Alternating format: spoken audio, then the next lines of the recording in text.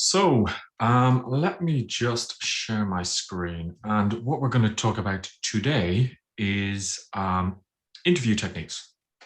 And one of the things that is very important, and in this current job market, if you're not ready to go out and work for yourself, um, you may want to change your job.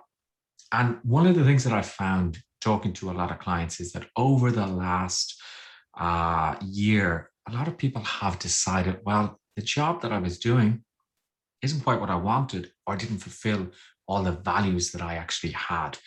So they want to move job and, maybe they've been in a job for 5, 10 years. In fact, I have worked with people who had started in jobs in banks, in hospitals, in the post office, and had never written a resume or CV.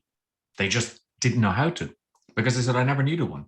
I moved up through the actual career in that particular industry, but I never needed a CV. And then suddenly, unfortunately, they're laid off and they go, oh, what's this? A CV, a resume?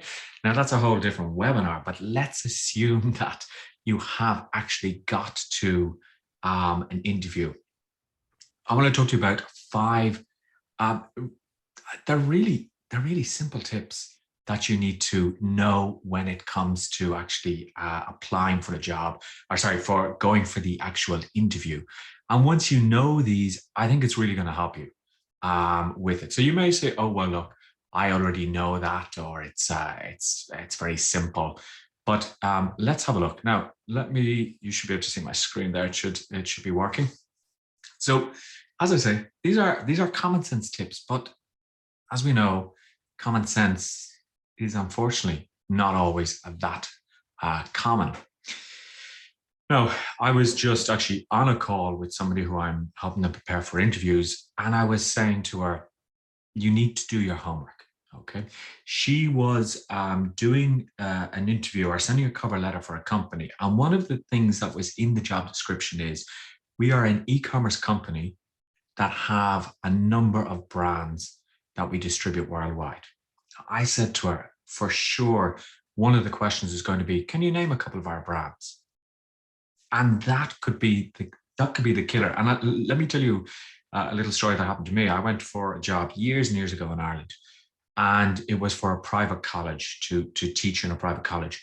And they said to me, when did we start up as a college? And I went, probably about 10 years ago. It is the one thing that I didn't know. I knew their mission, I knew their values, and I just hadn't thought of when did they start. So when you go for an interview, you need to know the company, you need to know their products, their values, etc. Now, you don't need to go off and stalk the CEO and say, well, I know that last week the CEO happened to go out with his wife for pasta, because then they're like, okay, this guy is a little bit too freaky. But make sure that you know all of the important things. What are their values? What do they stand for? What products do they sell? What markets do they service? Because you never know. Most interviewers are nice, but you might get one who just says, and what do you think about our development in the Asian market? And you say, well, I think it's you guys are growing a lot. And they say, well, actually, we're not in the Asian market. And you go, oops. So make sure that you do your homework about the company. I think that's probably one of the first important things. The job description will tell you what you need to know. The job description is also the basis of a lot of the questions that are going to come up at interview. And I'll talk about that later on, and I'll be doing specific things about interview questions in another webinar. But make sure that you do your homework. The more prepared you are, the more you're going to stand out, and people are going to say, okay, this person has done their homework. Prepare some questions that you may have about the company and the job. Now, this sometimes comes up as, what questions should I ask at the end of an interview? So prepare some questions. You could ask questions like, for example, well, who will I be reporting to? What's the reporting structure? That's a perfectly fine question to ask. And then you might ask, well, I think the number one question to ask is, what's the next step in the process? So that shows that you're interested to know, do you wait? Do you wait a week? Do you wait 6 weeks? Do you wait forever? Because a lot of the times companies may or may not get back to you. And it seems to be something that's quite prevalent, that sometimes the companies don't get back to you. But you could say, what's the next step in the process? Is there another interview? Who might that be with? Will you let me know if I've been successful either way or not? I think that is important as well. If you're not quite sure about something in the job, well, maybe here's an opportunity to ask and say, while I fully understand the job description, I just had a question about the technical aspect, or maybe what type of project management um, system do you use? Are you agile? Are you waterfall? Whatever it may be. You might ask questions like that. Obviously, don't ask the question, well, what exactly is this job? Because then they'll say, okay, you're not prepared. They're telling you everything in the job description, but this might be for more nitty gritty questions. There's the debate about whether you should ask about the salary or not. I'm in sort of two different thought processes about this. I don't want to go through if I wanted to get a job, I don't want to go through the whole interview process. And then they tell me that the salary is 50% less than what I actually wanted. So, many jobs will give you a salary range, or they will ask for your salary range. If you go in with, or if you're interviewed and you've given them a salary range, well, then they will probably pay within that range. Now, one thing, and I worked in a recruitment company for many, many years. One thing to be aware of is that sometimes the salary range they give you is not what they're going to pay. They may say between 30 and 45. They may be willing to pay 36. And that might be the maximum, but they give a higher salary range to attract more talent in. But this is where you would negotiate once you actually get the job offer. I think when you're at the interview, being humble is good. Okay, you must be humble, but you are there to shine. You are there to show that you're the right person. So brag a little. Okay. And while you can say, I did great things in my last job, if you can show numbers or quantify, it is so much better. So if you can say, I was able to increase revenue by 3%. I was able to reduce costs by 10%. I was able to bring something in. They want quantifiable figures if you can, because it's very easy to say. And again, just with the last client I was talking to, why, a standard question, why should we hire you as opposed to somebody else? Well, people might say, because I've good management skills, because I've worked in multinational companies. That's not specific enough. So you need to brag. You should hire me because I really do believe I'm a great fit. I have over 15 years within the industry. I've worked with the latest technologies in the tech sector, et cetera, if it's a tech company. Or, I've worked within the fashion industry for the last 15 years. And I also spent 4 years in Milan doing X, Y, and Z. Here you need to shine, because they are asking, why should we hire you over somebody else? So you need to tell people, this is why you need to hire me. Now, you're not going to go in and be, hey, because I'm the best, because no, it's not being that arrogant. It's just bragging a little bit. And there's always a fine line between being arrogant and bragging. Bragging is, to me, when you have actually done it and you're being proud about it. Here you probably need to go back over what you've done in your last job and really, really look and see, well, wow, okay, maybe I didn't realize that I actually got this project out. I managed to do this and this and this, because sometimes we say, that's just what I do. That's my job. But go back over your job and look at projects that you've got, that you've successfully completed. And maybe it's something, if I look back at my career in the recruitment company, I had to manage 25 websites when we were releasing projects. That was just my day-to-day work. But that's something that I could brag about and say, I was able to work with people in different countries across Europe, across North America, in different languages to ensure that all of the websites looked exactly the same. It's not bragging, it's the truth. We can polish it up a little bit more as well as we go along. Um, Practice makes perfect, or practice makes you even better. Okay. So practice your interview with others beforehand, because we all get nervous. Even before coming on a webinar, sometimes I get nervous, but don't tell anybody. And I'm thinking, oh my God, what happens if I mumble my words, or I scratch my eye too much? What are people going to say?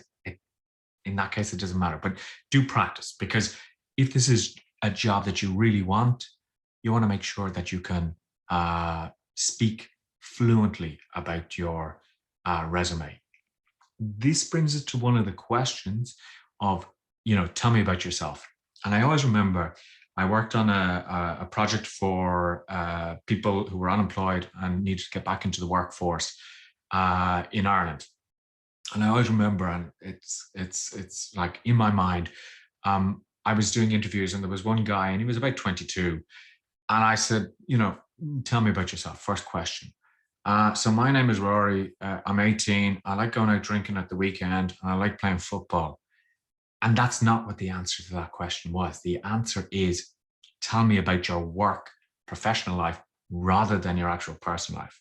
So again, if you practice that with somebody might say, well, actually, no, don't tell them that you are fired from that last job. Because a lot of the times they say people have either never gone for an interview or haven't been for an interview in years. I think my last interview was 10 years ago. And before that, it was 6 years prior to that. And before that, it was 6 years. Because most people don't change jobs maybe that often, or haven't changed jobs that often. So again, practice. Social media. Okay, social media, one of the worst or best things in our life.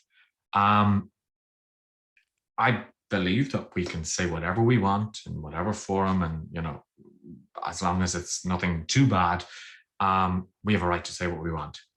We have a right to put whatever pictures we want up on our Instagram, etc. But if it's something that mightn't be so appropriate, political views, maybe close your social media so it's not open. It's not that anybody can access it, because recruiters, hiring managers, human resource departments, they're going to check. They're going to do a quick Google, Richard Butler, Facebook. I do it all the time. Okay. I know what you guys are up to on social media. I've checked you all. But no, it's, whether you love Trump, whether you hate Trump, whether you believe COVID, which we're experiencing at the moment, is a hoax, not a hoax. That's fine. It's your private life, but just make your social media private for those particular times. There's a story I remember of some guy. I think he went to train some company in somewhere in the United States, and he tweets, or he was going for an interview. I think he tweets like, "Oh my God, just landed in this place. It's absolutely horrible. How could anybody live here?" Or something like that. And the next day he goes to the interview, or he goes to give the training. And I think the manager or the person who contracted him said, well, if that's what you think about where we live and where the company is based, maybe we're not the right fit. So you have to be careful. Okay. The problem is, when I was young, what you did on a night out stayed wherever it was, and that was it. Now, what you do stays forever on Facebook, LinkedIn, Twitter, YouTube. And because people can take screenshots, because people can record the screen, you just don't know what could come up on social media. So lock your social media. When I was training primary school teachers back in Ireland, I used to always tell them this. Your students, or if they're secondary school students as well, are going to be checking your social media. So make sure that you have it locked, because, well, you can imagine what some of these primary school teachers, both guys and girls, had up on their social media. Maybe it's not the things that they wanted people to see.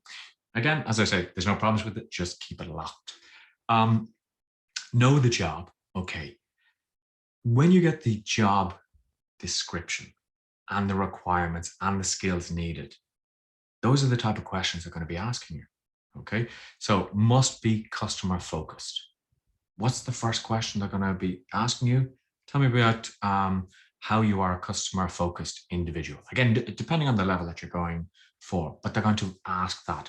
Must be able to work under pressure. Can you give me an example of a time you had to work under pressure? Those questions are just there for the taking.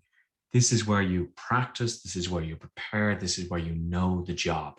Because if you don't know the answer to a question of, give me an example when you had to work under pressure, you're just shooting yourself in the foot. There's no second chances with interviews. You answer one question and maybe they'll kind of cut the interview a little bit short if it's not what they're looking for. They're telling you what they're looking for. You need to look at your resume or CV and answer those questions based on and match those questions to answers from your CV. These are the basics. As I said, these are the basics. Other basics, be on time. Timekeeping for me is one thing that I'm really precious about. I like to be on time. In fact, I like to be a little bit early because public transport, it can always be late. You don't want to cycle to the job interview and then you are sweaty going in, etc. Give yourself enough time.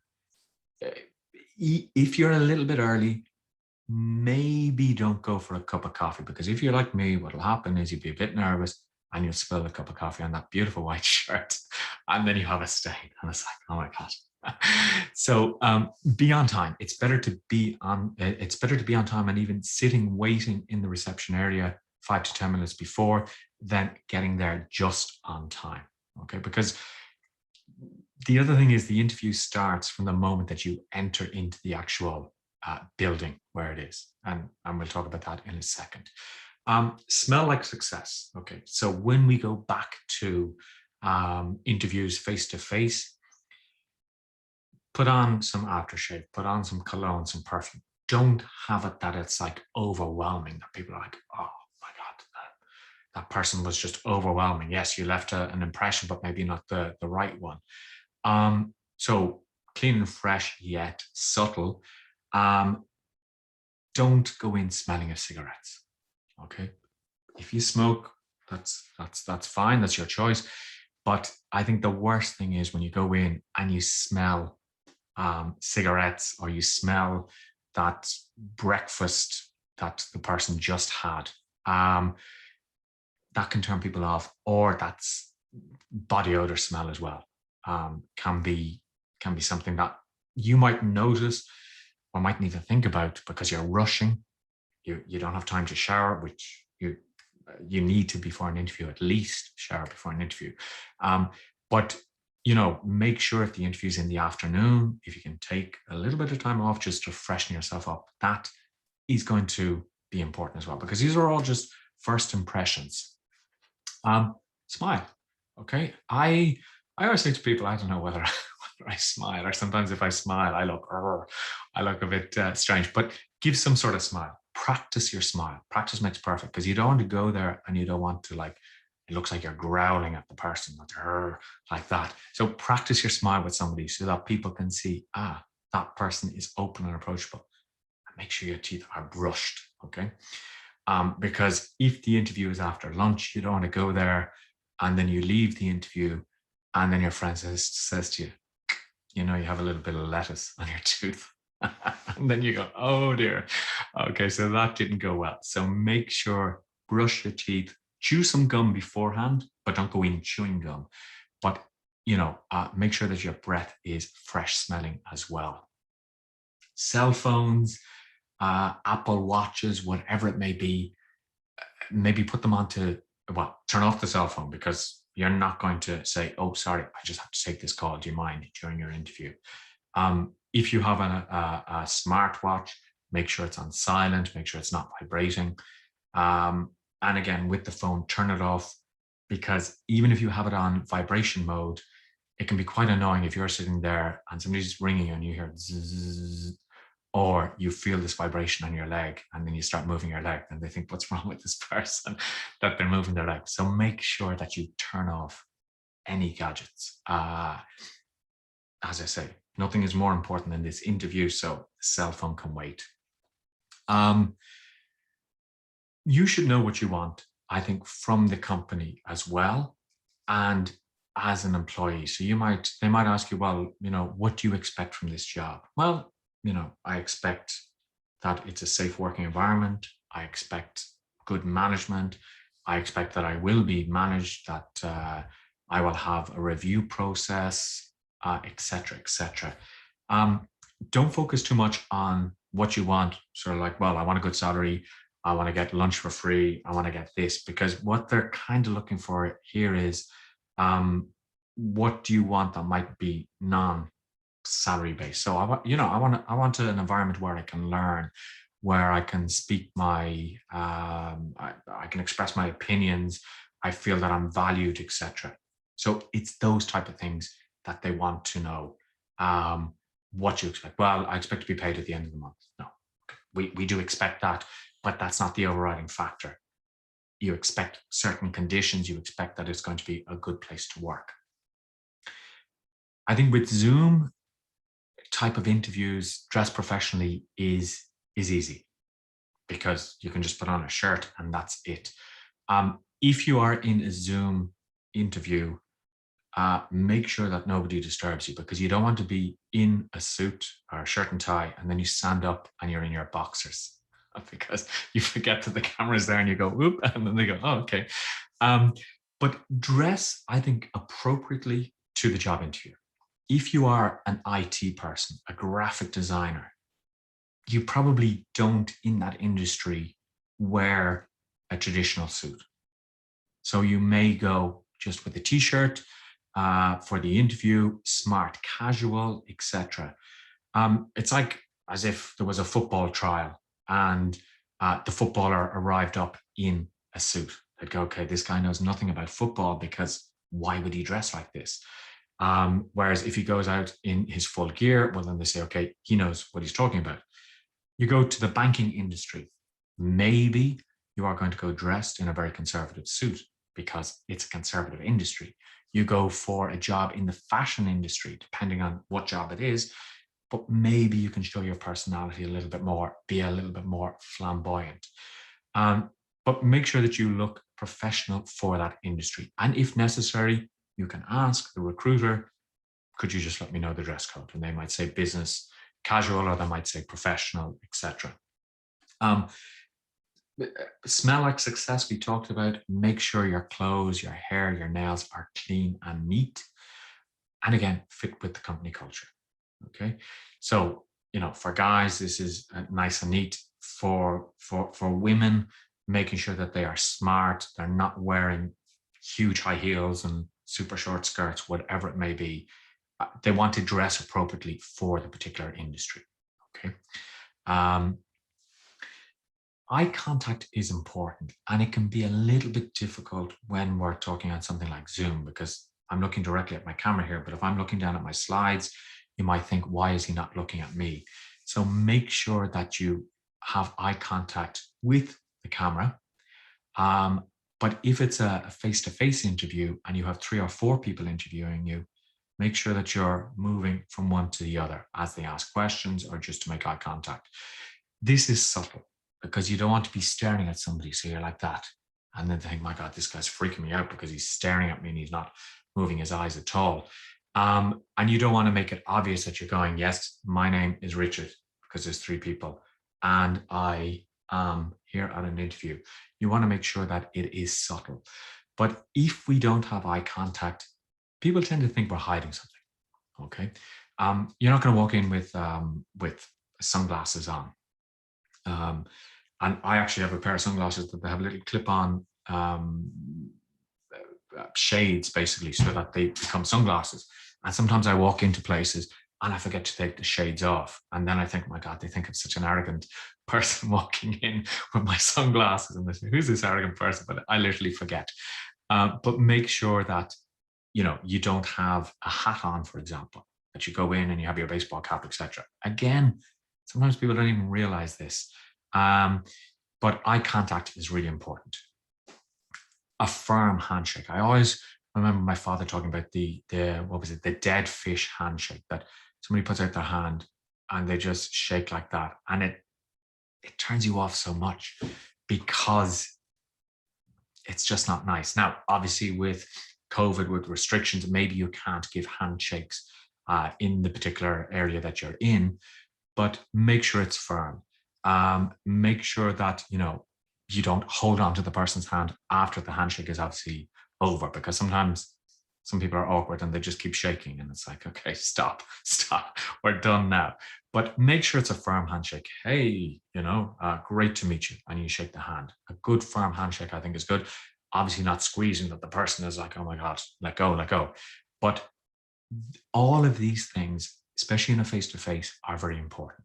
Okay, that you give that contact with the people, if obviously you can contact, because you don't want to put out your hand and say, oh no, well, we can't shake your hand because of restrictions, etc. Be positive. Now, I think this is where I mentioned that as soon as you walk into the building, the interview starts. You don't walk into the reception and say, I'm Mr. Butler, I'm here for the job of head trainer. I would like to see the hiring manager right now, and be condescending towards anybody.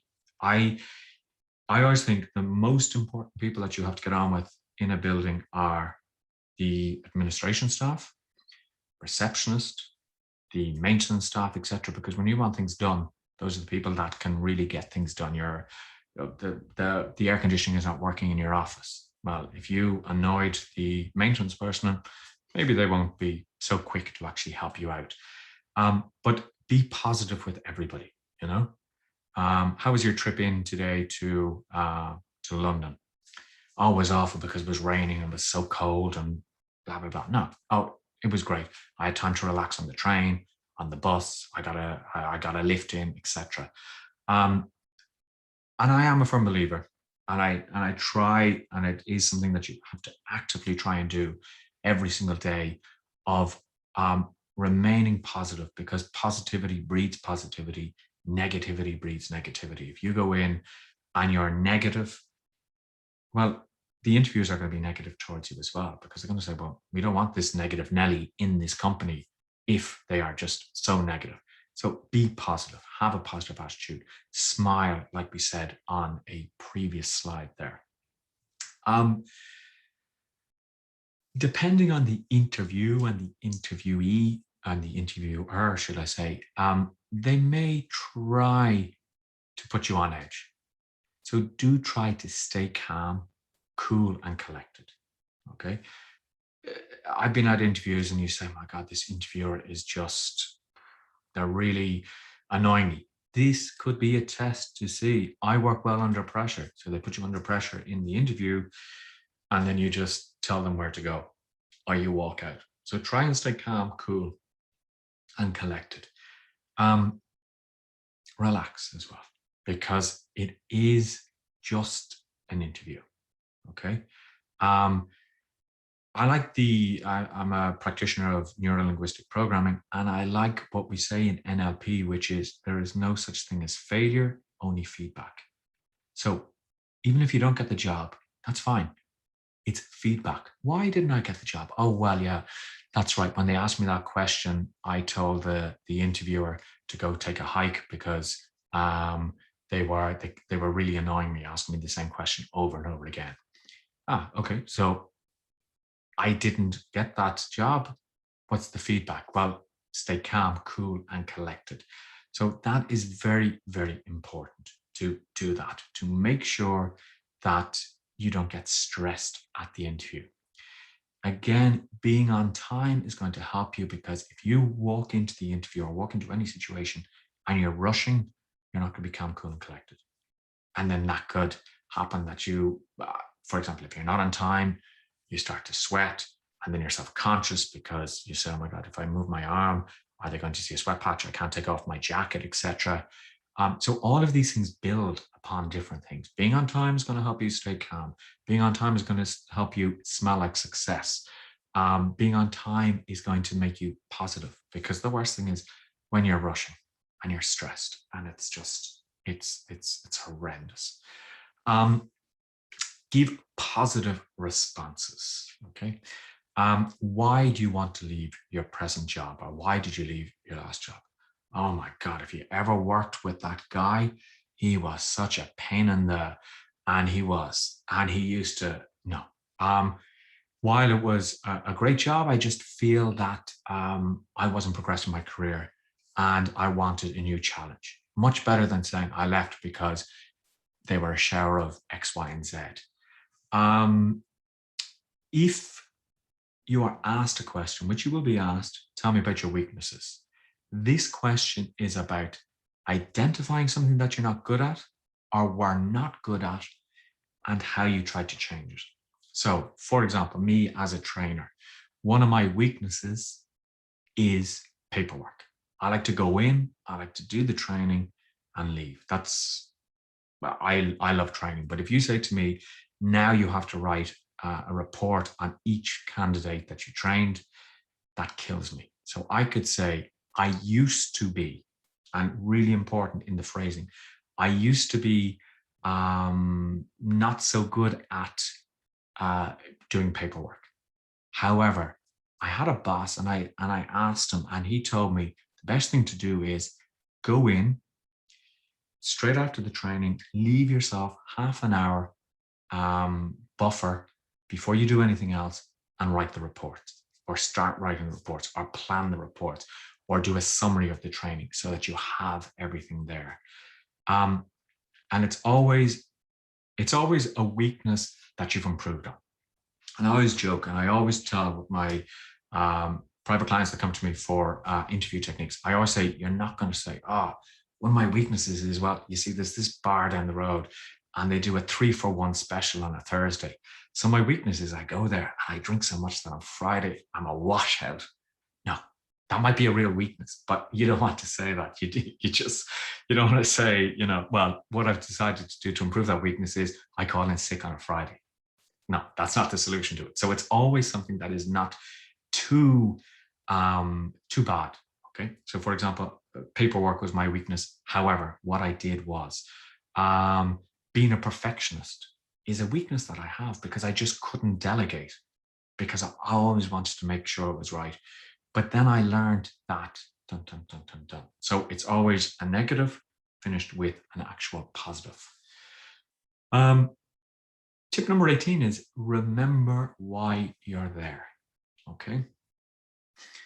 Um, Job interviews can be sometimes informal or they can be very, very formal depending on the industry. But be aware of why you're there. It's a job interview and what you say and what you do. Okay. As I said, be nice to the admin staff, potential colleagues, because what was it? There was a story of a guy who was going for an interview. I think it was in London, and he was on the tube, and he verbally abused somebody on the tube because they cut in front of him or something. And the guy was going for a job interview. And what happened when he walked into the job interview? Who was the guy who was interviewing him? That guy that he abused on the tube. So from even probably from and the world is so small that could happen anywhere. From the time that you leave the house, you're on your best behavior because you don't know who you're going to run into. You don't know what's going to happen. And you want to make sure that you are giving the right impression, the true impression here. So even if it's casual, oh, would you like, you meet in a cafe, would you like a cigarette? No, it's, I don't smoke, or whatever it may be. You don't know what is being tested because some interviewers just like to do sort of psychological tests on you as well. So, you are there for an interview. It's not going to be something that is too casual, even if it is casual. Okay. This goes back to the point about brag a little bit. Okay. You want to sell yourself. Your resume. Well, when I worked in the recruitment agency, I'd never worked as a recruiter before. So I had to go from zero knowledge of the recruitment process to being an expert in the recruitment process. And this is a personal story. I think 6 months into the job, somebody asked me, one of the consultants, I'd always been told the consultants are vicious. Okay, they are salespeople. If they don't like you, they will see they will see through you, and they will know whether you are who you say you are. And one consultant came up to me and they said, "How long were you recruiting before you became a trainer?" And I said, "I've never recruited in my life." And they were like, "I can't believe that." Now that is not bragging. That's just telling the truth, but it's allowing me to shine a little bit to say, "Hey, I'm really good at this." Okay. Um, so have stories about that, because your resume can't have everything on it. And your resume shouldn't be more than 1 or 2 pages maximum. So this is where you sell yourself. But this is where you have to do a lot of work on your resume. And this is one of the things I help private clients with, to go through their resume and extract and open them up to what they need to know on their actual resume. Um, we talked about being prepared. Ask important questions. Okay. Your questions will show if you are serious about the job and any critical thinking skills that you may have. So, yeah, I did have a question. So you said that you're looking to get into this market with this technology. Okay, that's very interesting. And how would that be? Um, how does that fit into the overall scheme of things that you're doing? Or, have you thought about the competitors such as A, B, and C? So they're interesting questions. Obviously, you don't want to ask questions where you're sort of judging them, or you're saying, "Well, I think you're wrong." Oh, well, actually, look, I've studied that market, and there's no way that you are going to be able to enter into that market. Who do you have as your marketing research team? Because they don't know what they're talking about. No, not questions like that, but show that um, you have a knowledge that you are interested in the job.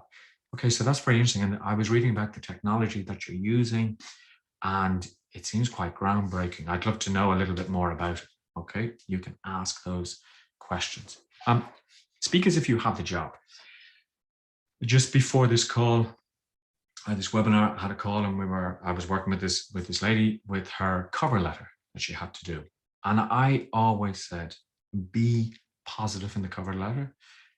Write or speak as if you have the job, or that you're going to get the interview, for example. I look forward to discussing this at your earliest convenience at interview.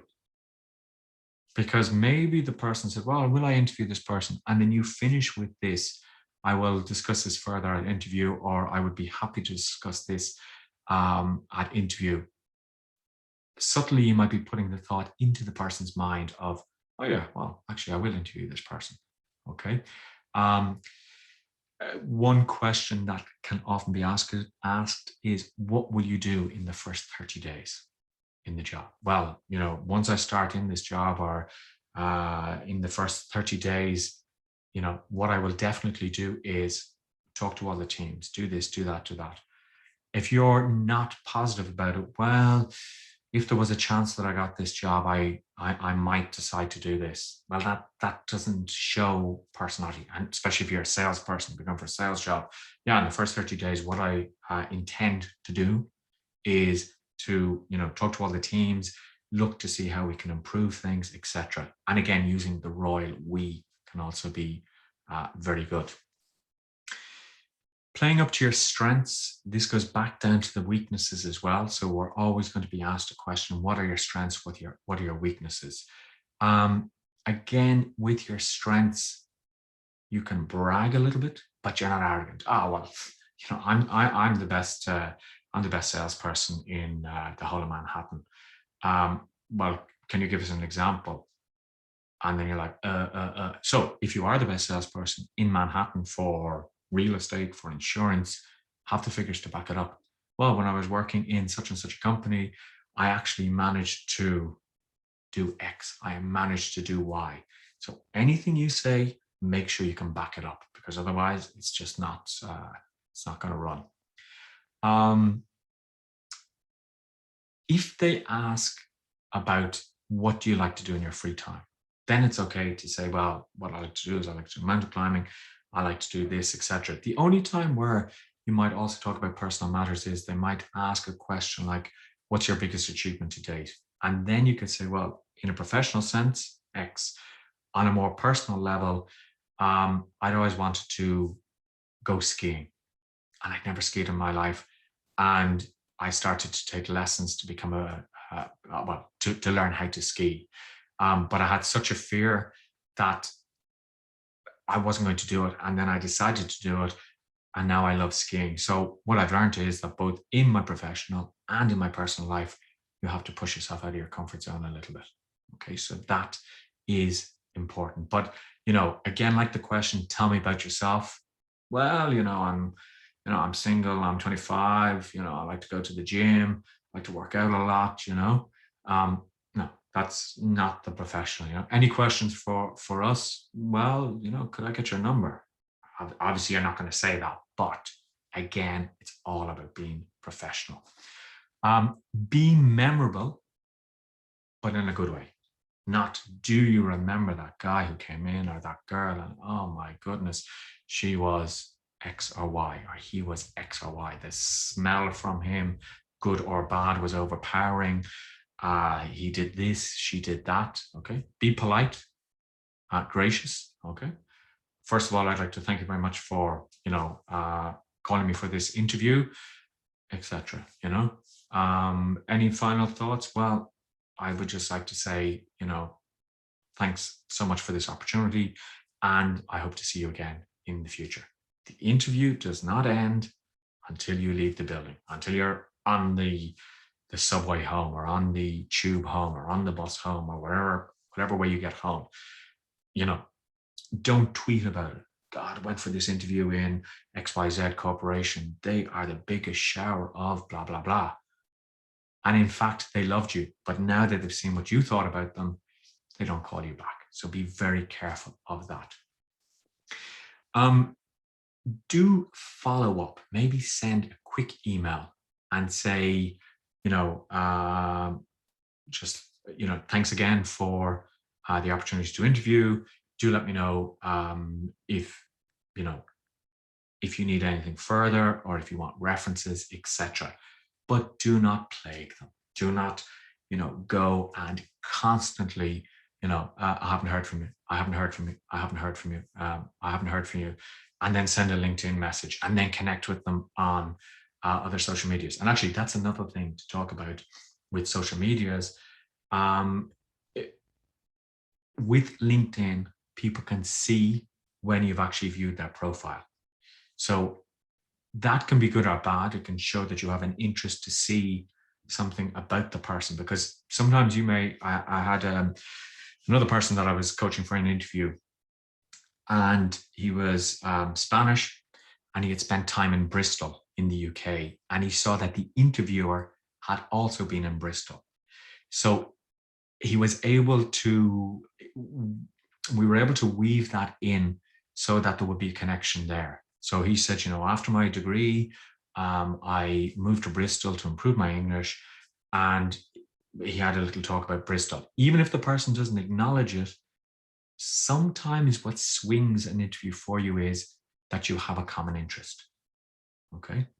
So, I said to him, obviously, you're not going to say, hey, I saw that you were in Bristol too, because they might say, okay, psycho. But subtly you say something like that. Well, I went to Bristol. Oh, you went to Bristol. Then the interviewer might say, I was there too. And then there might be a little bit of social interaction there. Yeah. He had the whole thing scripted out, and we used to always go out on a Sunday to such and such an area where we used to play football or whatever. And that can get a connection. A lot of the times, the right person for the job, it might be actually the connection that people generate and get from that.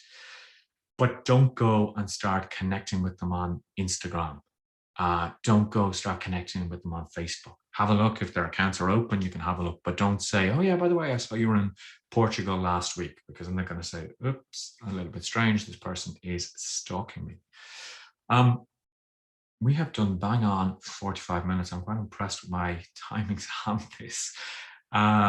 So 45 minutes. I think the final thoughts are, these are basic tips, but again, sometimes they're not followed. Sometimes people say they're so basic they forget them. But make sure that you're at ease in your interview, that you're not sitting like that. Make sure with your hands, if you like to talk with your hands, you talk with your hands. But if you overly talk with your hands, You don't want people to be distracted. So maybe you just put your hands down on your lap, etc.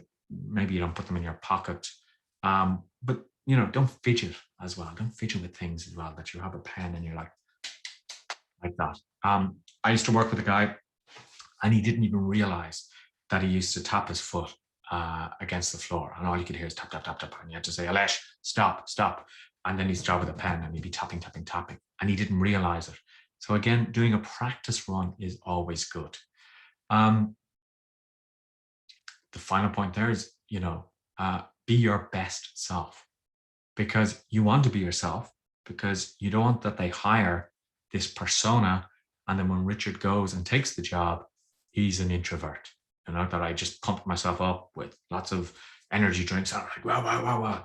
And then suddenly when I actually went to, when I got the job, I was really introverted. The interview is your opportunity to shine, to show that you are the best person for that particular job. And then the final thing, just before I see if there's any questions, is if you are going for an interview, if you've been watching this on a replay or it's been shared with you, you can email me, richard@richardbutler.coach, to book in an interview walkthrough. I always say to people, it is money well invested rather than spent, because doing some coaching, 1 or 2 sessions, I could find something that I say, no, you're saying this wrong, or that's giving the wrong impression. And I also do this a lot for non-native English speakers as well, when they have to go and work with an American company. And a lot of the people I'm working with at the moment are non-natives. So they want to know how to express themselves better, how to make it more, to flow better at interview, etc. So hopefully you enjoyed this webinar. If there's any questions, do let me know. And let me just escape out of that. And as I said, I will send out the replay to people. I will probably post it maybe on LinkedIn so that people can have a look there. And yes, anything, any comments, any thoughts? If you have any questions, do let me know. Richard, I have a quick question. Yes. So a lot of interviews now and going forward, I think particularly initial interviews will be on Zoom or a online meeting platform. Sometimes it's difficult to have a conversation just because it's there might be a slight delay, and you don't want to step on the interviewer. Share a little bit of kind of maybe technical conversational thoughts on that. Okay. So with Zoom interviews, I would make sure that, first of all, you're in a quiet area. You tell family, partners, etc., that you're doing an interview not to come in, because the worst thing is that you see like your wife or your husband sneaking behind you, and it's like that, or that there's noise and they're, hey, the lunch is ready, or can you go out and do this? So tell people that. If possible, I would always connect up via cable rather than Wi-Fi. Doing a Zoom interview, I'm now connected via cable because I want to make sure that there's no cutting. But you're right. The worst thing is, tell me about your, and then the person says, sorry, and then you go, and then I go, and then you go, and I go, and it's just horrendous. So make sure that you're cabled up, I think, is probably the first thing. If there is a delay, maybe acknowledge it and write in the chat or say, I think there may be a little bit of a delay. So maybe, if you don't mind, I'll ask, if you could ask the question, I'll just wait 2 seconds, 3 seconds, and then I'll answer, because otherwise, yeah, it can be super frustrating. Possibly, I'm using an external microphone. I'm using the AirPods for just listening to questions, etc. If you are using something like, wired headphones, make sure that there's enough cable, because the worst thing is that you go, and then I did this, and suddenly your camera goes flying off, or your laptop goes flying off. Make sure basics that you have the power plugged in as well. because the worst thing is, hold on a second, I just have to get the power supply. And this is where you have your suit on and you stand up and then you show your boxer shorts. So you want to avoid all things like that and not have distractions. And if you can, have, for example, a virtual background like I have there. I actually have a green screen there. You can see just little elements of the wall there, but have something like that so that it looks professional. I've had, if I just move that there, I just have to position my camera a little bit better, but I've had calls with people where you can see they're sitting in their bedroom, and maybe that's not the most ideal. So even if it's the kitchen table, but make sure there's no distractions, make sure that there's nothing distracting you from what you are meant to be doing, which is shining on interview. Anything else then? I wouldn't record the interview unless you ask permission. And same with the interviewer. The interviewer might say, do you mind if we record this interview? Or you might say, if you wish to record this interview, there's no problems. Because I've been on business meetings where people have started recording and people have gone, I never gave you permission to record. It's always one of those people who thinks they're better than everybody else, who says, I didn't give you permission to record. Why are you recording? But just ask. I wouldn't personally, if I'm doing an interview and I was the interviewee, I wouldn't record. But I might say, by all means, if you wish to record, please do. Hopefully that answers that question. Anything else before we finish up? Anything else, Mark? Nope. Okay, so I'm just going to stop the recording on this and I will end this session. And then I will email out a link to the actual recording. And if you are watching this on Facebook, if you're watching it on my YouTube channel, if you are watching it on LinkedIn, please leave a comment. Let me know how I can help you. And I'll talk to you very soon. Bye.